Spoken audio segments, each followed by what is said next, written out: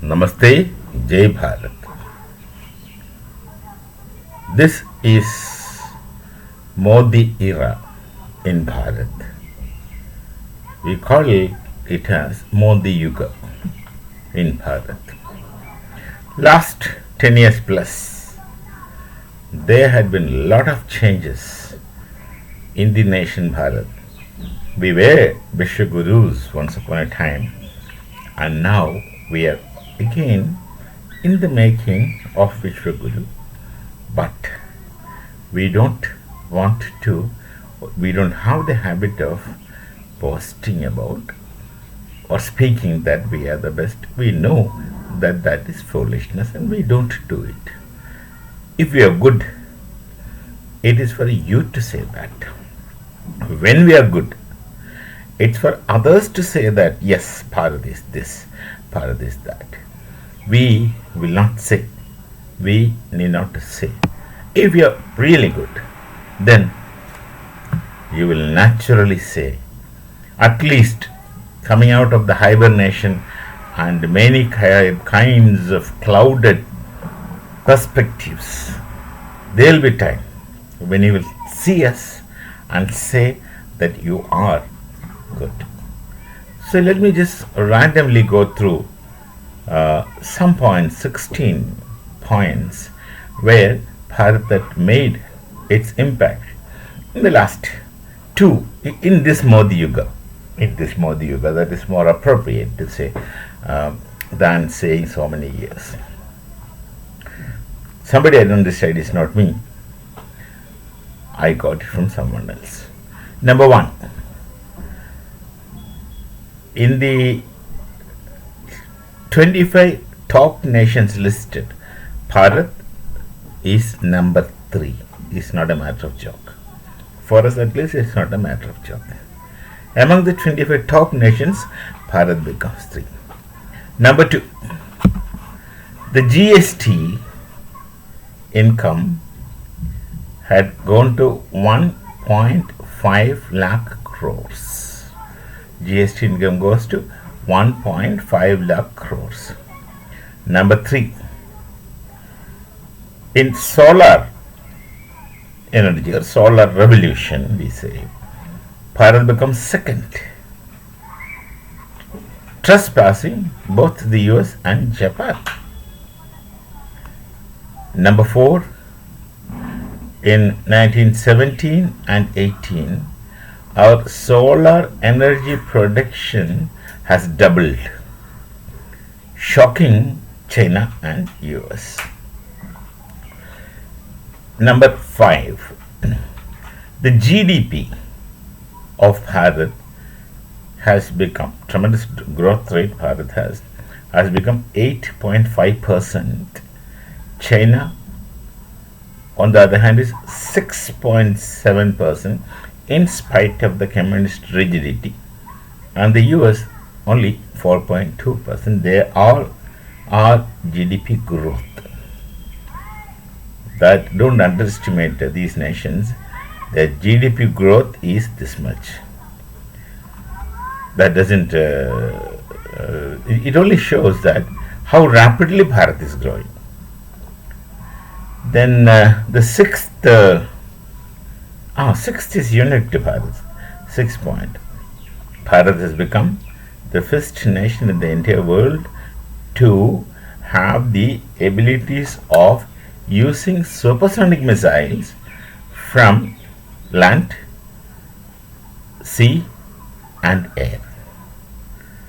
The only nation. We have established that. Then 7th point is, this is little interesting. In Modi Yuga, that is last 70 years plus, Pakistan become very impoverished. See, what is said in the report is that the one of the main sources of Pakistan's income was to print fake currency of Bharat. It is true, we know it, and it's something like a cottage industry. Pakistan were printing fake, spurious currencies, Indian bills, currencies, and in containers they used to send it to Bharat. The idea was to destabilize, but that was their industry. So much of currencies sent here, and proportionately they used to get income. From these people, sources are there. They use Islam as a medium for this, and they successfully had been using Islam as a medium for this. And we have seen in our society, especially in places where the Islamic left liberal Islamic nexus, as I say, their investment comes suddenly in real estates, malls. Someone is based outside Bharat, especially in the Middle East, and he suddenly becomes a very benevolent man spending money for society, etc. But his source of income is hardly checked, or such people's source of income is hardly checked. There are people around us like that. So this is there. In Modi Yuga, this fake currency had been very effectively checked. I can't say it is totally stopped, but had been very effectively checked, which had destroyed the backbone of Pakistan's income. This suddenly goes to poverty. The price of atta, tomato, etc., is soaring high, not simply because of the administration's inefficiency, and not simply because the army's nitwit administration. They must be good on the battlefield and parade grounds, but certainly not in civil society. So the army's high-handedness certainly that alone is not the reason. This is one of the important reasons that destroyed Pakistan's economy. So that's the seventh point. Pakistan becomes very poor in last 70 years. The first time in last 70 years. Then the eighth point is that in 2014, before the Modi Yuga began, the then Defense Minister Shri A.K. Antony was telling we don't have money to buy even a small jet for the Indian Air Force. But then, in the Modi Yuga, with the beginning of Modi Yuga, we have not only paid back the debt of the nation from wherever it was, at least maybe a little more. We not only had paid back the debt, but also had confirmed and acquired the Rafale fighter jets from France. The Rafale deal was fixed, and it was done, executed. We got Rafales here. Plus the S400, S400 defense system. We got that. So during this period, till the time of Congress period, a citizen of Bharat would wonder, or must wonder, that where all our money used to go. Where our money used to go during Congress rule. We know, but let us ask again. We know where it is to go, how the money used to be going here and there. We know, but let's keep asking that again before looking at the speeches and show of the oppositions. Now the ninth point, the stone pelting used to be a serious phenomenon in Jammu and Kashmir, because Kashmir, the Pakistan and many others wanted to keep as a permanently disturbed area, and they used to pay money to people. Not only they used to send people across the border, semi-trained by the army. I don't call them as trained. The militants are hardly trained. They are trained with spurious emotions. So they used to send people, and for stone pelting they used to recruit boys who were hardly 12, 13, 14 years, and pay the money for that. We just go and throw a couple of stones at the Indian army, and they'll be paid so much of rupees. So the people, the police and the army you were in dire need of bulletproof vehicles.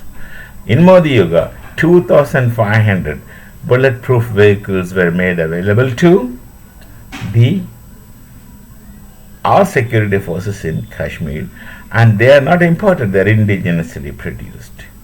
Scorpios, Mahindra. 2,500 were given. Then 10th point. Last 4 years, the automobiles in Germany. We have trespassed France to become 6th economy in last 4 years. It is France, and Bharat has become 6th economy. And the 11th point is Bharat suddenly becomes the 4th in automobiles, pushing back Germany. No wonder Germany is slightly irritated with the growth of Bharat, trying to speak things. Unnecessary discussions they made some time back about the arrest of the Kejriwal business. We know him more than you. Unnecessary talks from Germany should not have happened. So, auto industry pushing back Germany, Bharat becomes 4th. Now, production of electricity in Bharat, production of electricity, Bharat becomes number 3, surpassing Russia. Then in textiles, that is number 13, Bharat becomes 2nd. Overtaking Italy. Bharat becomes 2nd. The 15th point, in steel industries, Bharat has overtaken Japan and became 2nd. And then the 16 points only I have. 16, in sugar production. Bharat becomes number 1, surpassing Brazil. Now I've used the word trespassing, just get it. It is not trespassing, it is surpassing Brazil. So the 16 points, somebody had identified and I found it. I thought I would share with you. So these things had been the progress with Bharat used to make in the Modi era. And Modi era is Modi era. So people, those who know these, those who belong to this nation mentally, emotionally, should naturally be happy, should naturally be comfortable. And in spite of all those things, there had been huge propaganda with the Soros Caucus and many other foundations, many other NGOs, many other platforms trying to destabilize Bharat, destroy Bharat. And our opposition have no other way other than to give in to that. And they speak that we are going to unite Bharat, but actually they are going to divide Bharat. They keep they don't leave any opportunity to destabilize Bharat and divide Bharat. So these are some of the identified areas, 16 points, done by someone else who had done some studies.